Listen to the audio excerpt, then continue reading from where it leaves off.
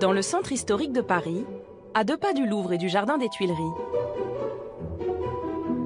presque invisible de la rue, un passage secret entre les immeubles. La Galerie Vivienne.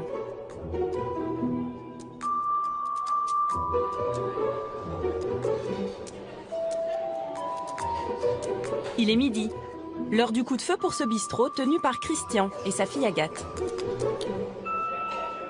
3 terrines à la 22 et une rillette. Il me manque une rillette. C'est le rush, hein. Ça peut être pire. Ça amène du monde, la galerie. On est comme aux Champs-Élysées. Et surtout des habitués qui sont là. Ouais. Il n'y a pas beaucoup de touristes. Il y a beaucoup de bureaux, beaucoup de gens qui viennent travailler par là. Hop. C'est toi qui encaisse?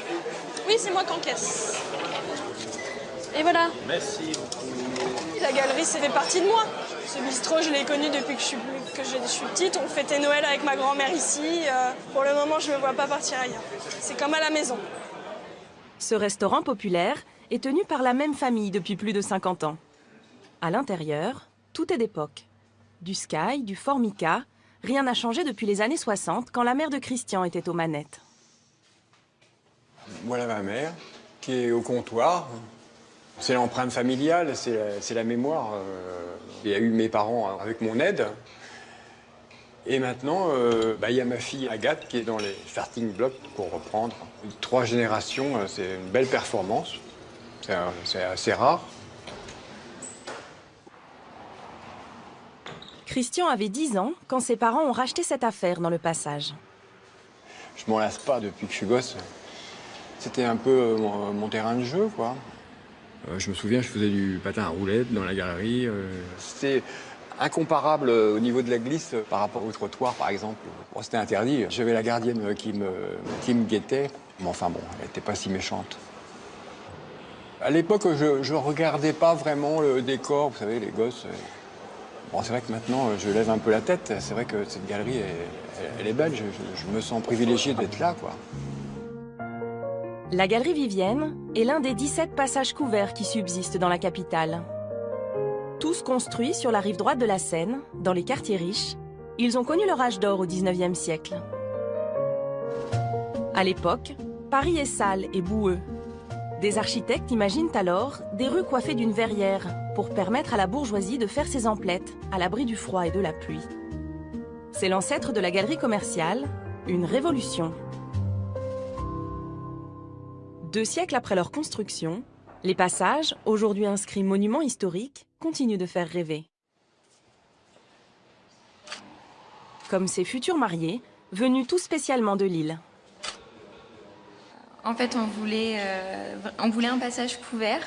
On trouvait ça vraiment le charme de Paris, tout ça, et c'est un peu magique. Donc, voilà. Un peu plus loin, dans l'aile nord de la Galerie Vivienne, une campagne de restauration exceptionnelle est en cours. Du faux bois, du faux marbre, toutes les peintures décoratives sont entièrement refaites du sol au plafond. Morgane est artisan d'art, spécialiste du trompe-l'œil. Alors, je suis en train de réaliser un faux bois. C'est du chêne moyen. Alors là, c'est l'ébauche. Le bois, ça se fait en 2 étapes. Il y a un ébauche, on peut appeler ça une sous-couche. Après, donc, je vais dessiner la ronce. Un travail minutieux qui va durer 3 mois pour redécorer l'ensemble de la galerie. C'est de la technique à l'enlever. C'est une gomme qui est coupée en biseau, tout simplement. Et avec ça, ça va me permettre de retirer la teinte, ce qui va dessiner la ronce du chêne. En fait, le bois, c'est comme une écriture, hein. Une fois qu'on sait écrire d'une telle manière, le bois, c'est pareil. Et ma collègue est en train de faire un bois de fil pour donner juste le veinage du bois. Un chantier de plus de 800 000 €, supervisé par l'équipe de François Jeannot, architecte en chef des monuments historiques. Cet après-midi, ils doivent valider les derniers essais de couleurs sur les corniches. On est encore un peu trop brun, quoi. Il faudrait qu'on soit un petit peu plus rouge. Un peu dans l'esprit de ce qu'on avait vu donc dans le sol, là, hein. Notre démarche est une démarche archéologique. Donc on travaille sur les matériaux qui ont été mis en œuvre à la création de cette galerie. Voilà, on a différents sondages. Vous voyez l'épaisseur là, on a presque 3 mm avec 20 couches de couleur. 20 couches. Donc effectivement, il y a un choix à faire. On a pris le parti de revenir aux teintes d'origine. Voilà. Donc la teinte d'origine, c'est celle qui est la première, celle qui va être la plus profonde. Donc pour la corniche, c'est brun-rouge, on a cette teinte qu'il faut qu'on arrive à trouver. Puis le reste, les pilastres, c'est ce faux marbre un peu orangé, enfin couleur pierre quoi, qui a été révélé par les sondages. Pour le socle, là aussi, on est parti pour celui qui est un petit peu maladroit par rapport à celui-là qui est tellement bien fait qu'on dirait vraiment de la pierre. C'est curieux à dire, mais les galeries commerçantes, il y avait quand même une rapidité dans l'exécution. Donc on a une certaine maladresse dans l'exécution. Et on voudrait retrouver dans ce qu'on fait aujourd'hui la maladresse qu'il y avait à l'origine. C'est l'esprit de ces galeries, donc voilà, c'est du clinquant en quelque sorte. Une architecture conçue à l'époque comme un écrin pour les boutiques. Aujourd'hui encore, une trentaine de magasins profitent de ce décor. Mais pas seulement. Certains ont le privilège d'habiter dans la galerie comme Sandrine, créatrice de mode. Au numéro 13, dans l'immeuble même où résida jadis un personnage haut en couleur. Alors ici, c'est un petit moment d'histoire, une anecdote au niveau de ce passage et cette galerie. C'est là où demeurait Vidocq quand il travaillait pour l'empereur. Eugène François Vidocq, un ancien bagnard, curieusement devenu chef d'une brigade de police de Paris. Parallèlement, il continua d'entretenir des relations troubles avec la pègre. Un homme au double visage, une vie rocambolesque, qui inspira plus tard nombre de romans, de films et de séries télé. C'était pour lui un beau repère, une belle vitrine dans la journée, et la nuit, il pouvait s'évader à l'autre bout de Paris en toute discrétion. Donc il y a plein de rumeurs qui courent au niveau de la cave, notamment, où vous pouvez rejoindre l'Opéra et d'autres endroits dans Paris, et il s'enfuyait en catimini, en toute discrétion. Voilà. Donc là, si vous ouvrez cette fenêtre, vous accédez à toute l'architecture et l'infrastructure de la verrière. Cette verrière, elle est superbe. Elle est superbe. Et on a tous vu au niveau de nos appartements sur un bout de la verrière. C'est un peu la vie à l'espagnol, parce qu'on est tous proches. Tout le monde s'observe indirectement dans une galerie. On a l'impression d'être au cœur d'un petit village. Et le village s'appelle la galerie. Voilà. Donc c'est un peu l'envers du décor de la rue. C'est Paris vu de l'intérieur. Un escalier majestueux, inscrit monument historique, dessert une dizaine d'appartements, dont celui de Sandrine, sous les toits, au 5e étage. Alors là, on est dans le salon, on rentre en fait dans le salon, qui se positionne au-dessus de la cage d'escalier. C'est très agréable parce que c'est calme. Ah non, on a aménagé au fil des années, parce qu'on aime bien chiner, on aime bien l'ancien, on est fanat de livres, de musique, et voilà, donc on a essayé de donner une âme, mais notre âme, pas celle de la galerie à cet appartement, et c'est bien normal. Les habitants sont tous locataires. On est tous locataires, on entretient nos appartements et certains sont là depuis plusieurs générations. Donc c'est ça aussi qui est amusant. Et nous concernant, nous on est là depuis plus de 20 ans, près de 25 ans. Alors, autre pièce à vivre, la cuisine. Et là encore, c'est très spécifique, je pense, à ce genre d'appartement. C'est qu'on est au cœur de Paris, on a une grande cuisine. Volumineuse, qui est un régal, et c'est pas donné à tout le monde d'avoir le piano de son grand-père dans une cuisine. Mais nous, on aime beaucoup cette idée d'avoir nos souvenirs qui nous suivent dans un lieu qui est autant chargé d'histoire. Mais c'est bien agréable, c'est bien agréable. Pour 120 mètres carrés, Sandrine paye un loyer d'environ 2 000 €. Alors ici, on arrive sur la partie supérieure de cet appartement qui est en duplex. Et on a un petit puits de lumière qu'on a aménagé un petit peu en serre avec quelques plantes qui permet à la fois de filtrer les rayons du soleil mais qui en même temps inonde tout l'étage supérieur du duplex.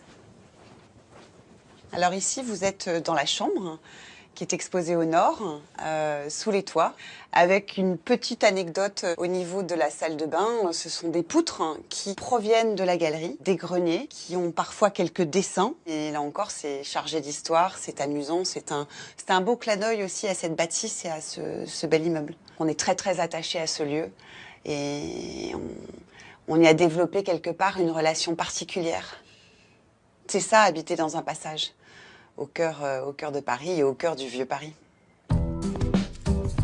1 kilomètre à l'est de la galerie Vivienne, dans le quartier du Marais se cache le passage de l'Ancre, considéré comme le plus ancien de la capitale. De l'extérieur, une simple porte cochère. À l'intérieur, un petit air de campagne. Autrefois couvert, il accueille encore une dizaine d'échoppes, dont une insolite. Celle de Thierry Millet, le dernier réparateur de parapluies en France.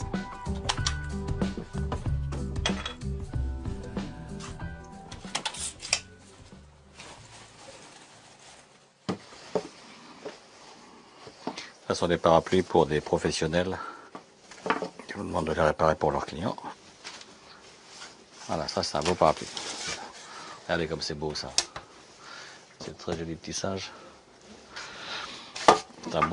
C'est un souvenir. Le prix ne compte pas. C'est de trouver une solution. Il y a plein de choses à refaire, donc on va le démonter puis on va remettre ça d'aplomb.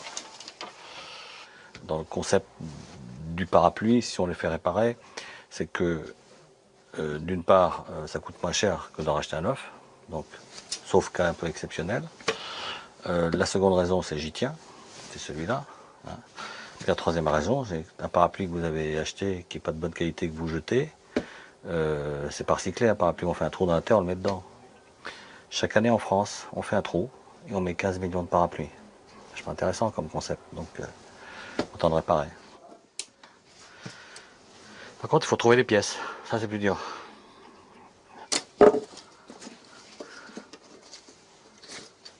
Sur le marché, il n'existe plus de fournisseurs de pièces détachées. Alors Thierry les récupère sur des parapluies trop abîmés pour être réparés. Depuis qu'il a repris la boutique il y a 14 ans, il s'est constitué une petite mine d'or. Je pense que ça devrait être bon. J'étais cadre dirigeant, puis je me suis retrouvé en recherche d'emploi, que je ne retrouvais rien. Trop beau, trop grand, trop petit, toujours un problème. Et un jour, une amie m'a dit, écoute Thierry, j'ai vu une affaire à reprendre, va voir, je t'ai vu dedans. Quand j'ai vu ça, je me suis dit, il y a quelque chose à faire. Enfin, on sentait les prémices de cette évolution sur le besoin d'arrêter de jeter. Enfin, c'est très, je vais dire tendance, mais c'est le bon sens. Une affaire qui marche. Thierry remet à neuf 8 à 10 000 pièces par an. Voilà, ce parapluie est réparé. Magnifique, tout va bien. Mais parfois, les dégâts sont tels qu'il faut improviser. Là, j'ai un très beau parapluie. Et vous voyez, cette pièce-là est complètement fendue. Il faut vraiment que je refasse une pièce comme ça, au plus proche. Et je vais aller voir mon petit camarade qui est ébéniste, qui a un tour à bois. Et ça sera beau.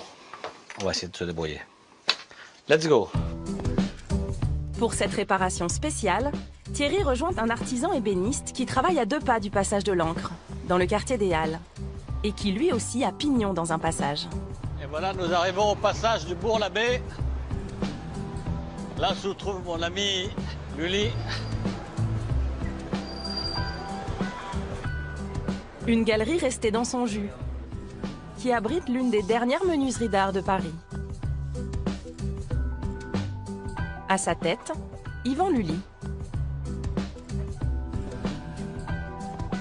Comment vas-tu? Oui, Thierry. Là, mon grand. Ah bien, ouais. T'aurais pas un petit morceau de bois qu'on va tourner? On va le faire? Oui, je t'en prie. Ah, ici, c'est une caverne d'Ali Baba, où il y a des bois de fou, on ne sait pas. Puis en plein Paris, vous êtes dans un petit atelier qui est magique, quoi. C'est une petite lumière, une petite verrière, Et puis, Lully, c'est un vrai pro, quand même. Là, tu peux en faire 2. Un tout petit, oui, j'ai un petit morceau. Tous deux entretiennent un certain esprit de compagnonnage.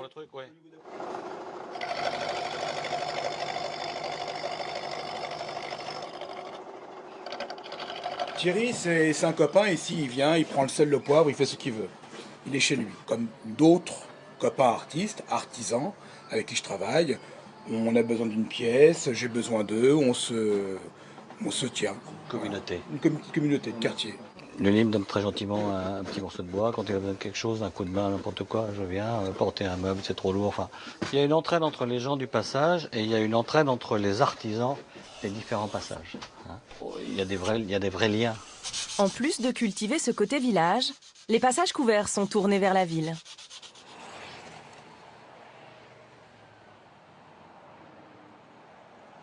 Le jour se lève à peine, dans le quartier de l'Opéra et sur les grands boulevards.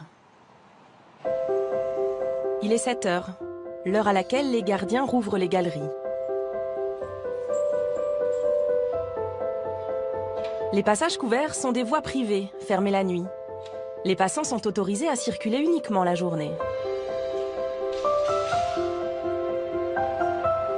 Ici, sous la verrière du passage Jouffroy, une institution fait l'attraction depuis 1882, le musée Grévin.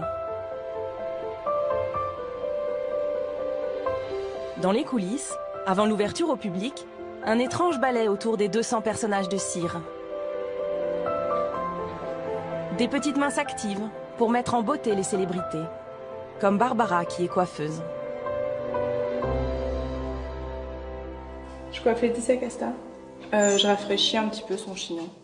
C'est un chignon un peu coiffé, décoiffé, dans l'esprit que veut la star.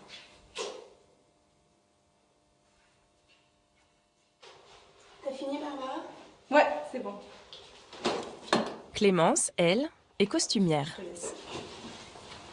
En fait, on est un peu comme sur les podiums, les assistantes, elles remettent les robes. Bah, nous, c'est pareil. Comme les gens ils sont proches, parfois ils bousculent un peu les choses et en fait tous les matins on remet en place les robes, les costumes, on boutonne ce qui a été déboutonné et on fait en sorte que ça soit joli, que ça ait pas l'air trop figé en fait, qu'il y ait une sorte de vie dans le costume et puis comme ça ils ont l'air un peu vivants quand même malgré tout et on fait ça sur chaque personnage en fait. Enfin nous au costume on fait ça. Une inspection poussée jusque dans les moindres détails. Donc là en fait il y a un accroc parce que malgré le fait que les personnages ne bougent pas, les vêtements ils vivent quand même un peu par le biais des visiteurs en fait, parce qu'ils peuvent être au plus près des personnages et donc s'asseoir à côté, les enlacer, leur poser la main sur l'épaule, donc forcément à force il y a un contact qui fait que les vêtements s'abîment malgré tout. Ce qu'ils portent c'est leurs vraies affaires qu'ils nous ont données. Donc on fait attention parce que surtout à Aznavour c'est du patrimoine. Donc nous on fait en sorte que ces vêtements continuent à vivre correctement et soient beaux et donc n'aillent pas d'accrocs, n'aillent pas de taches, que tout soit parfait partout.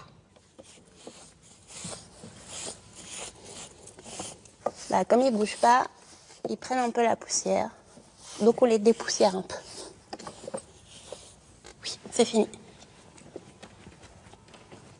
D'un chanteur à l'autre, la cantatrice Maria Callas, elle, a le droit à un relooking subtil. Quand on fait des personnages, on doit faire en fonction de visuels en fait, qui sont des images d'archives. Et nous, au costume, on fait en sorte que les bijoux correspondent à ce qu'elle portait à l'époque. Donc en fait, là j'avais des boucles d'oreilles qui étaient beaucoup trop grosses. Donc j'ai trouvé des boucles d'oreilles qui correspondent plus à l'image de la Callas et qui font que ça correspond à son personnage et que c'est plus joli esthétiquement en fait. Mais quand la cire elle-même est abîmée, la retouche peut être plus radicale. En fait, là, on change la tête parce que hier, il y a eu un petit accroc et parfois, on a des doubles. Donc, Junio, ça fait partie des personnages où on a un double de tête, ce qui nous facilite les choses. Comme ça, s'il y a un accroc, on a juste à changer la tête. Ou les mains. On a aussi des doubles de mains.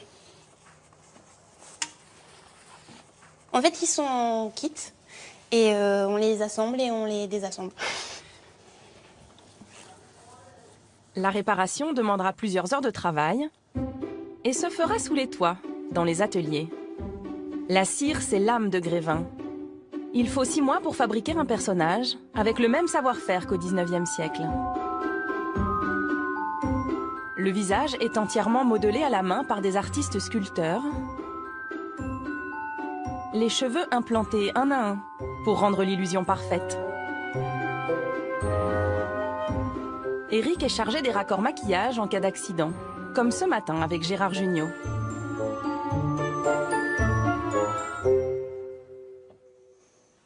Et donc je vais faire la retouche. Déjà, je mets une base que je veux faire pénétrer dans la cire. Sur les cires, on peut travailler que à l'huile. Une autre peinture ne tiendrait pas, ça ferait pas un beau résultat pour avoir la transparence et la luminosité qu'on peut atteindre avec l'huile. Voilà. Et là, je fais juste un petit grain de peau sur son crâne. Et donc voilà, je pulvérise, je tapote juste un petit peu pour jeter des petites touches de peinture et avoir la matière.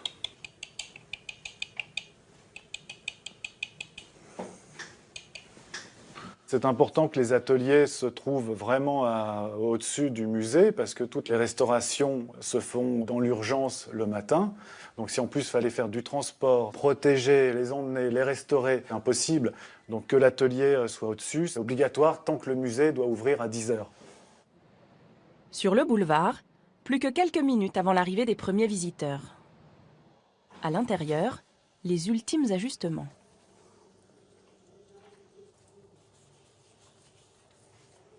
Chaque année, les personnalités de Grévin attirent 700 000 curieux. En fait, les visiteurs, quand ils ont fini le parcours, ils sortent directement dans le passage Geoffroy. Donc ils sont souvent étonnés d'arriver dans ce passage avec cette architecture particulière. Donc comme ça, il y a une espèce de transition qui n'est pas directe, ils ne reviennent pas à la réalité tout de suite. On reste dans un côté un peu parisien typique qui fait que les visiteurs, en fait, ils continuent la visite même en étant dehors. Un peu plus loin, dans le passage Jouffroy, au milieu des touristes, un photographe amoureux de la capitale.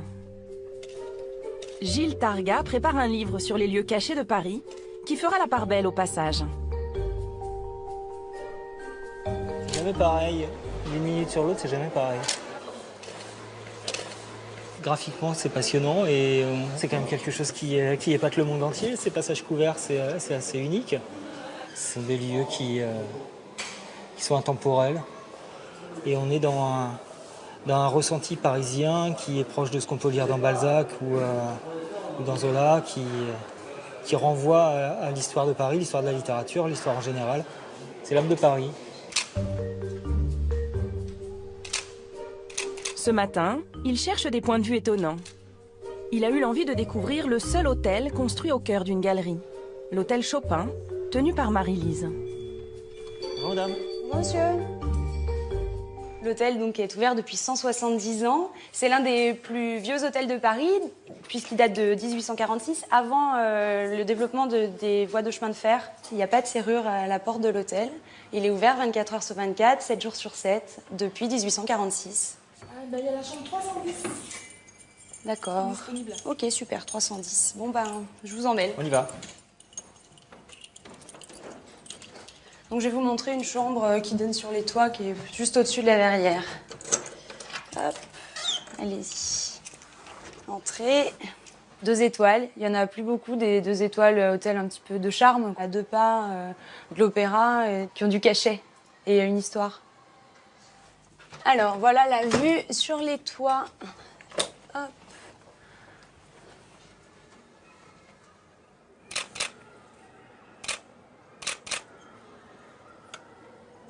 Il y a un cadrage ici qui a tous les éléments graphiques qui me fascinent. On se rend bien compte que la verrière est extrêmement élaborée. On perçoit les ventilations, la structure dont on n'a pas idée en bas. C'est un long serpent qui est très étonnant. On pourrait, en passant rapidement, avoir la sensation que c'est du zinc et on a la transparence qui est apportée en dessous, on ne l'aperçoit pas au-dessus. Il y a la patine qui la rend encore plus extraordinaire. On pourrait faire aujourd'hui probablement des panneaux de verre plus grands, plus vastes, plus lumineux. Mais je pense que cette verrière du passage Jouffroy est vraiment un beau témoignage de l'histoire qui avance, mais qui a su garder son âme. Photographier une verrière, c'est profiter de moments de lumière qui sont extrêmement fugaces, extrêmement changeants. J'ai parcouru des dizaines de fois, des centaines de fois ces passages qui jamais n'ont la même luminosité. C'est assez magique, c'est ça, c'est que c'est vraiment des moments uniques. Pour la suite de la séance photo, un endroit encore plus secret, dans les profondeurs de l'hôtel.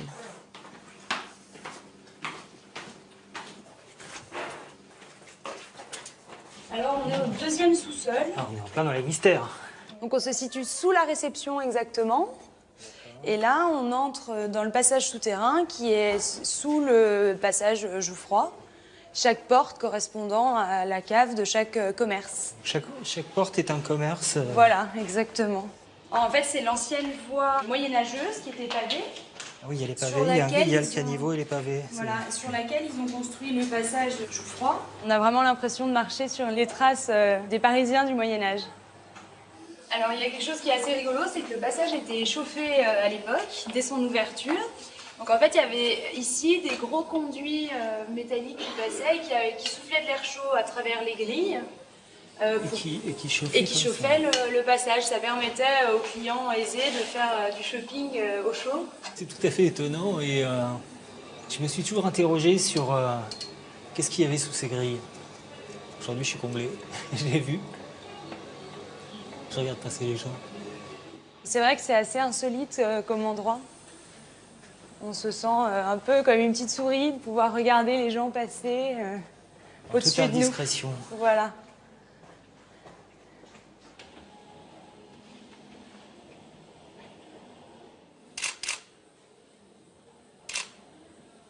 On voit bien la verrière au travers.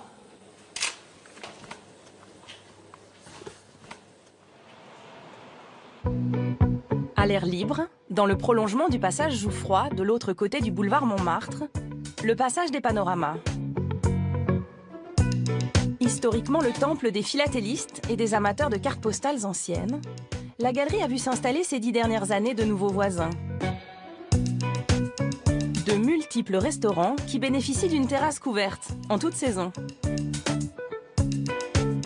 Gilles Targa aime s'y arrêter pour la pause déjeuner. Je vais prendre 12 pièces. 12 pièces avec du riz, s'il vous plaît. Dans le passage des Panoramas, en fait, on peut déguster toutes les cuisines du monde. On peut manger tous les jours dans un endroit différent et voyager par le goût. Il y a une espèce d'atmosphère, en plus le midi, comme on peut entendre une espèce de brouhaha qu'on ne trouve pas en face au passage Jouffroy, où on est beaucoup dans un calme, dans une ville ralentie. Et ici, j'ai l'impression qu'il y a tous les types de populations. On voit à la fois des touristes en tenue de touristes, des banquiers en tenue de banquiers et des promeneurs. Tenez, monsieur. Merci. Vos 12 gyoza. Parfait. Donc les gyoza, ce sont des raviolis traditionnels japonais, fourrés au porc et aux légumes. Nous, ce sont des chefs japonaises qui les réalisent. Donc elles ont vraiment la recette traditionnelle. Tout est frais, tout est préparé le matin même. Et on les fait griller à la minute sur les plaques. Bon appétit, monsieur. Merci, monsieur.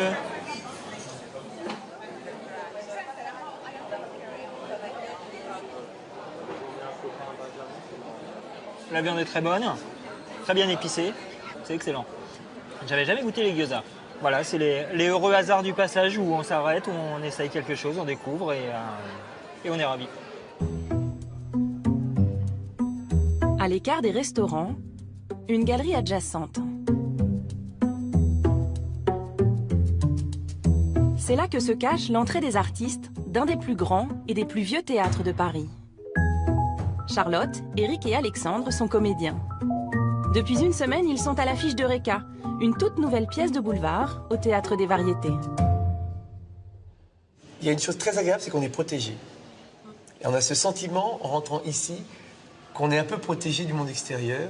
Surtout, moi, j'ai l'impression qu'il va y avoir des crénolines, il y a des fiacres qui nous attendent, il y a des chapeaux de forme, il y a des messieurs avec des gros cigares. Et ceci dit, toutes ces petites boutiques qui sont d'un autre temps, oui. Un peu comme quand on est sur les quais et qu'on voit les bouquinistes, ce qui n'existe nulle part ailleurs, en fait. Donc, il y a un côté d'un autre temps. Ouais. On se met déjà dans une ambiance spéciale quand on rentre dans ces galeries. Avant de rentrer même dans le théâtre, on est dans ce monde un peu feutré, un peu hors du temps, un peu hors du monde. Et c'est une espèce de passage doux vers ce monde totalement hors du monde qu'est le théâtre. Alors là, et donc on a le temps de rentrer un peu dans nos personnages et dans cet univers-là. C'est pas mal, ça nous fait Une espèce de passage.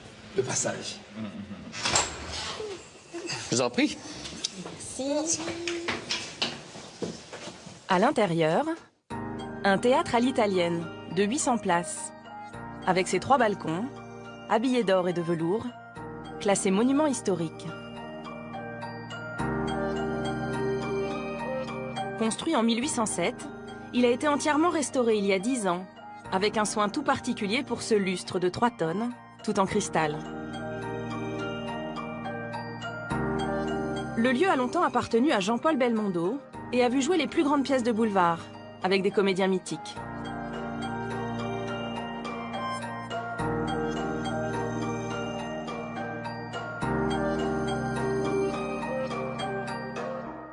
Je suis dans les petits.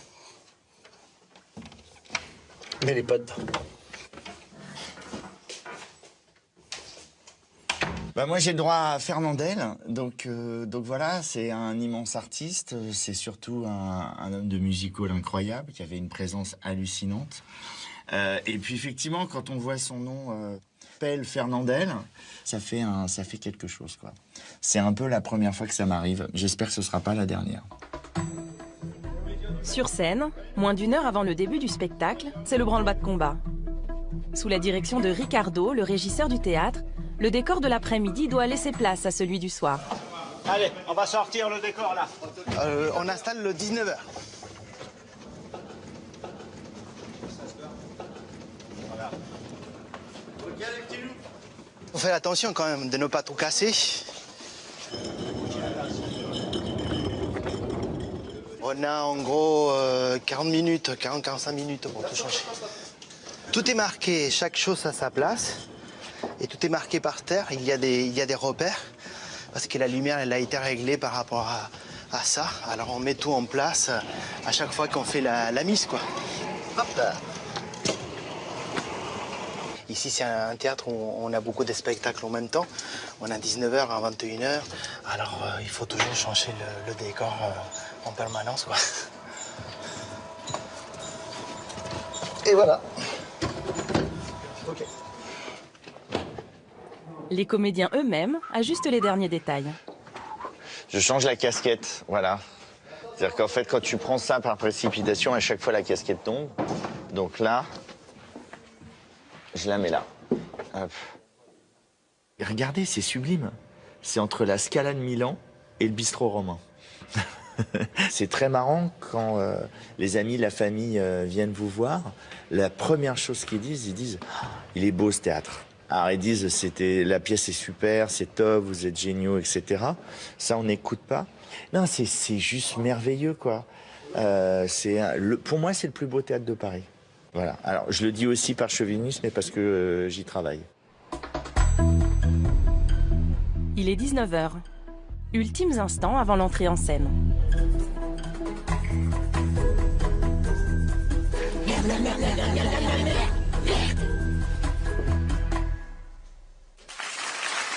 Chaque soir, la troupe perpétue la tradition du théâtre de boulevard qui faisait courir le tout Paris au XIXe siècle.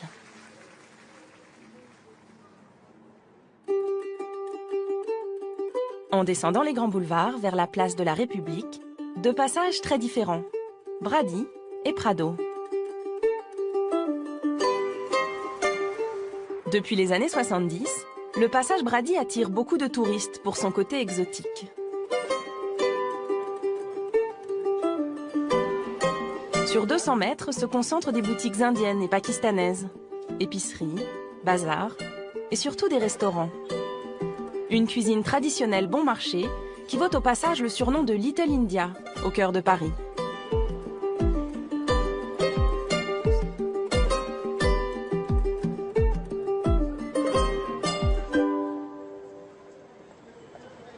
Deux rues plus loin, le passage du Prado est beaucoup moins connu.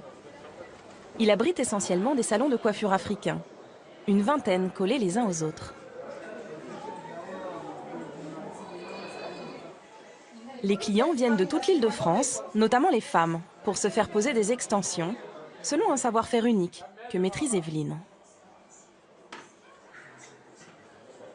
Là, je fais des nattes pour poser un tissage. Un rajout, comme on dit en général. C'est pour avoir des longs cheveux.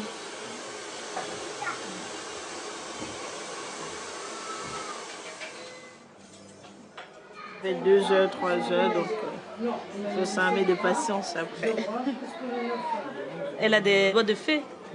Elle coiffe bien, très bien. Donc c'est pourquoi je reviens tout le temps. Avant, j'avais des nattes. Des nattes africaines, ce qu'on appelle généralement les rastas. Donc voilà, je change tout le temps. Donc c'est dans mon budget, pour les fins du mois.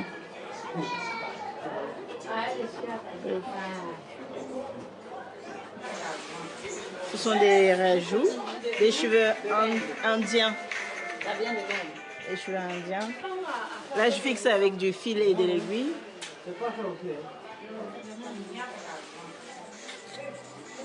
C'est comme de la couture.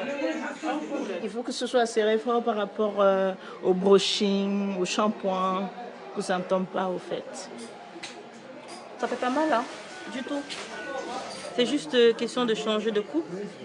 Et puis, avec l'arrivée de la fraîcheur, l'automne, hein, il fait un petit peu plus frais. Donc, du coup, avec des cheveux un petit peu plus longs, ça nous réchauffe. Et ça protège aussi nos vrais cheveux. La durée sur la tête, on peut le garder un mois. Hein, parce qu'après, ça se détend en dessous. Il faut le refaire, les cheveux repoussent en dessous.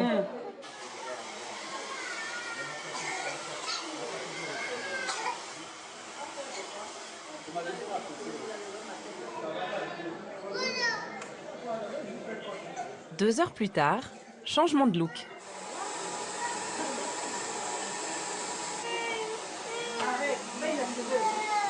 Il faut compter une centaine d'euros pour les mèches de vrais cheveux et 30 euros pour la coiffeuse. Un peu plus au sud, dans le 3e arrondissement, le quartier du Sentier dédié à la confection textile. Ici, c'est l'Égypte qui s'invite à Paris.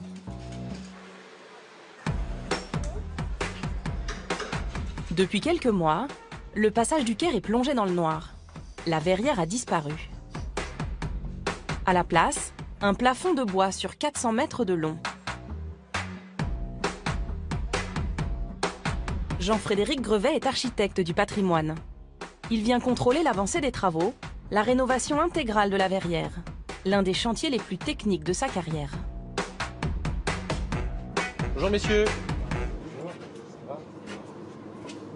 Vous posez les plaques là aujourd'hui? Vous en avez fait combien là pour aujourd'hui? Une dizaine? La verrière ici était dans un état absolument catastrophique. Les verres étaient cassés, donc l'eau s'infiltrait bien sûr. Et puis la structure elle-même, toutes les pièces métalliques étaient complètement rongées par la rouille. Et donc il y avait vraiment urgence à intervenir ici. La verrière a été vraiment restaurée à l'identique dans sa forme générale, c'est-à-dire la pente de toit, la hauteur du toit. Cette pièce-là était à cet endroit-là exactement auparavant. Par contre, la manière dont on a assemblé les pièces entre elles, là, c'est un petit peu différent. La grosse poutre, qu'on appelle une sablière en termes de charpente, eh bien, traditionnellement, elle repose sur le mur. Sauf qu'ici, les murs, ils sont construits en maçonnerie. Dedans, il y a des pièces de bois et avec le temps, ça s'est vraiment déformé.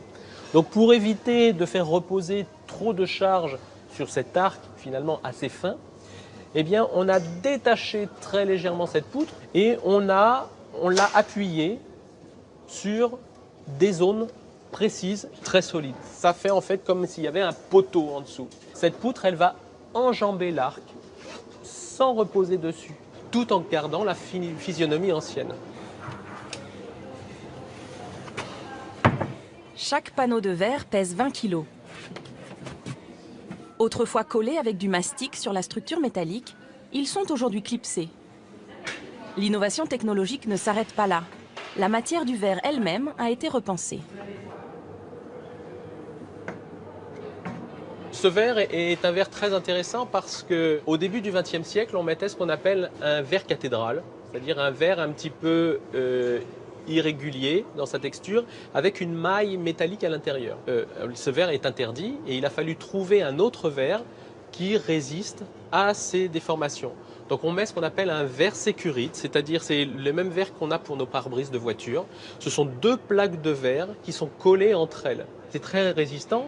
Par contre, ce qu'il y a en plus ici, c'est qu'on n'a pas choisi un verre justement comme les pare-brises de voiture, on a choisi un verre qui est ce qu'on appelle flouté. C'est-à-dire que si je mets ma main par-dessus, vous voyez bien ma main en transparence. Et puis plus je vais m'éloigner, plus ma main va devenir floue. Et en fait, quand on est en dessous, on voit comme un espèce de brouillard. C'est l'effet que produisait auparavant le verre cathédrale qui créait ce flou artificiel.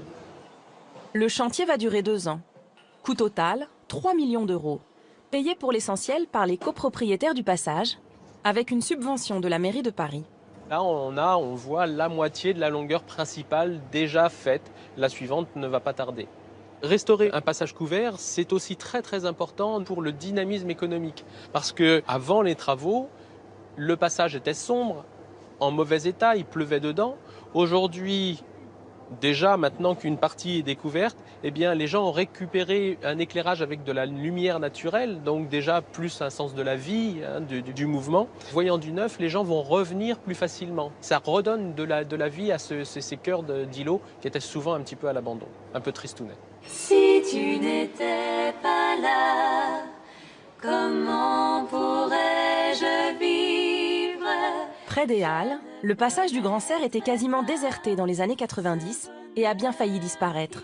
Entièrement rénové, il est aujourd'hui devenu chic et branché. Les projets que je fais, presque sans trêve. Même un soir sans te voir, je me frissonne. Tu reviens et soudain, plus de tristesse, car tu sais les passer d'une caresse. J'aime bien ce passage en fait et je leur ai dit, comme il y a un peu de vent et que le vent du coup c'est un peu bruyant pour de la cappella, j'ai dit bah, si on allait dans le passage avec la reverb ça peut être sympa et voilà, on s'est mis là. C'est drôle. Pour se démarquer des autres, le passage du Grand Cerf a trouvé son style, attiré des boutiques tendance, comme celle d'Adrien, un opticien spécialisé dans le vintage. Bonjour. Bonjour, qu'est-ce qui vous amène? J'aurais besoin de faire resserrer les lunettes. Oui, bien sûr, il n'y a pas de problème.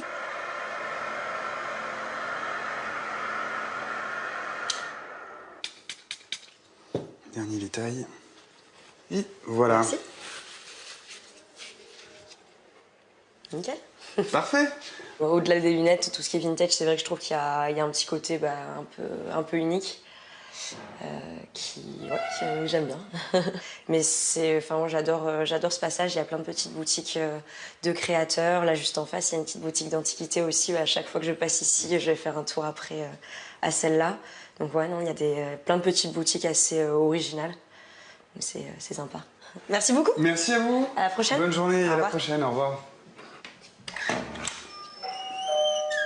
En général, ce qui plaît le plus, c'est justement le concept, que ça soit complètement original, que ça change en fait énormément. Le truc, c'est qu'on va peut-être avoir moins de montures d'un point de vue numérique ici, mais d'un point de vue choix, ça va être beaucoup plus important en fait qu'un magasin classique, parce qu'on retrace un siècle de lunettes. Et donc au final, on va avoir beaucoup plus de choix à ce niveau-là, en termes d'originalité. Donc là, par exemple, on a le début du siècle juste ici, où là, on va retrouver en fait, des modèles donc, type lunettes fil de fer, que portaient autant Robespierre que Gandhi, que le capitaine Dreyfus, par exemple. Donc des montures très souples, avec des branches crochets, notamment. Chose qui n'existe plus du tout aujourd'hui, en fait. Par exemple, si on continue un petit peu dans le côté historique, on va pouvoir trouver aussi quelques pince-nez. L'exact même modèle que le président des États-Unis, Theodore Roosevelt. Donc, ça se portait comme ceci. Oui, oncle Picsou, quoi. Oncle Picsou, c'est exactement pareil. Ce qui est assez sympa, c'est que d'un tiroir à l'autre, en fait, on change complètement d'époque. C'est-à-dire que là, on va partir sur une monture qui date des années 70, où là, pour le coup, il y avait quelque chose qui était très étonnant parce qu'elle se déroule entièrement, en fait. Voilà. Et ensuite, hop, elle se renroule sur elle-même.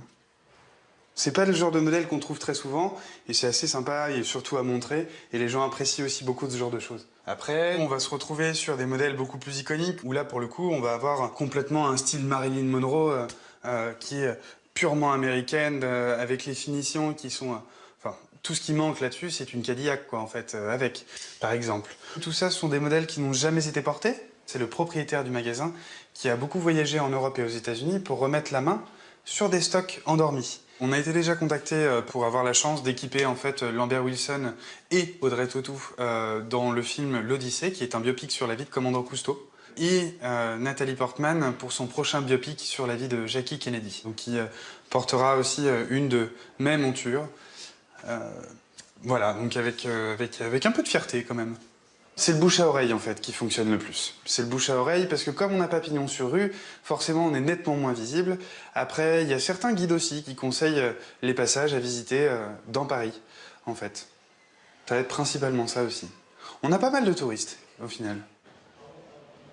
Le passage reste moins fréquenté que les rues du quartier. Du coup, les loyers des boutiques sont plus bas, presque 2 fois moins chers. Ceux qui font le pari de s'installer ici misent sur le cadre. Exceptionnel. La verrière est à 12 mètres au-dessus du sol. C'est la plus haute de toutes les galeries de Paris. Yann, le président de l'association des commerçants du passage, est l'un des rares à avoir le droit d'y accéder par un escalier dérobé. Alors, pour la petite anecdote, ici a été tournée une séquence du film Zazie dans le métro. Lors de la course-poursuite entre la petite fille et le monsieur, c'est ici que ça s'est passé. Voilà. Alors là, on est au niveau de la verrière, donc c'est vraiment le toit du passage. Et puis, là, il y a une petite surprise. On est vraiment sur le haut du passage avec une vue en contre-plongée et toute la structure métallique qui rappelle un peu la période Eiffel et Art déco du début du siècle. Ici, toutes les petites fenêtres, en fait, c'est les logements sociaux de la ville de Paris. Donc c'est une partie HLM. Voilà, donc j'habite dans un endroit magnifique. En tout, 19 logements, du studio aux 4 pièces, allant de 300 à 600 euros. Des appartements à loyer modéré qui contrastent avec les boutiques haut de gamme du passage, comme celle de Yann, qui est arrivé il y a 5 ans pour créer des accessoires et des vêtements en drap de laine entièrement sur mesure. Là, la laine, elle est complètement imperméable, hein, comme je vous disais. C'est une laine qui va se patiner en plus dans le temps, comme un joli cuir. Ok. Poche intérieure, 1 ou 2. Et je pense que peut-être pas. Soit on fait le truc, on fait la pièce toute neutre. Ouais, je pense qu'on va faire tout neutre. Je pense que ce sera plus équilibré, c'est plus joli. On va laisser tout simple. Je suis originaire de Nantes. On a un passage comme ça qui est un peu similaire, qui s'appelle le passage Pomeroy à Nantes, qui est sur 3 niveaux. Mais là, celui-ci, il a en cela d'impressionnant. C'est la hauteur, c'est la luminosité. Et en arrivant dans le passage, j'ai vu que le local était cédé. Et donc, il y avait une grande surface qui me permettait de réaliser en fait le projet que j'avais en arrivant sur Paris. Et du coup, ça s'est fait comme ça, le hasard de la vie. Une affaire de famille. Sous la boutique, sa compagne Maxine réalise la collection femmes. Bon, alors voilà, là vous êtes dans la cave. La cave, en fait, qui est l'atelier de Maxime, en partie. En fait, je suis styliste créatrice. Ça veut dire que je dessine les modèles et je fais tout de A à Z, en fait. Là, je suis en plein cours de production. Dans le passage, il y a beaucoup de créateurs, c'est beaucoup de boutiques en fait d'artisans qui vendent leurs propres produits. Donc on s'inscrit tous dans une même démarche. Du coup, on fait des super rencontres et c'est moins solitaire que ce qu'on pourrait penser d'être. Voilà, on n'est pas seul dans sa boutique, mais on est assez proche de ses voisins et du coup, on est tous un peu dans la même aventure. Donc on se comprend.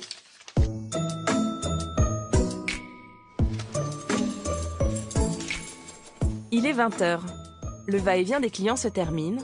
Ne reste que les commerçants. Après avoir fermé boutique, ils retrouvent le passage rien que pour eux.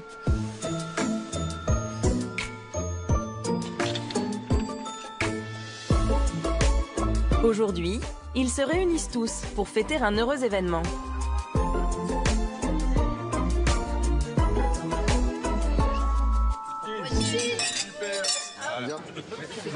La naissance d'Eliott, la fille de Maxine et Yann, La dernière arrivée dans le passage. Comme une petite famille en fait. Une grande famille. Grande famille. Grande ouais. famille. Qui s'agrandit.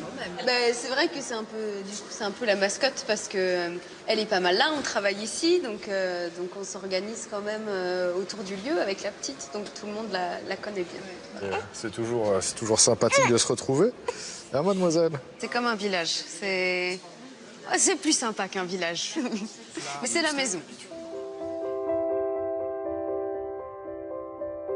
À l'écart du bruit de la capitale, des parenthèses hors du temps, insolites et poétiques. Vieux de 200 ans, les passages couverts ont gardé leur charme d'antan et continuent d'écrire leur histoire.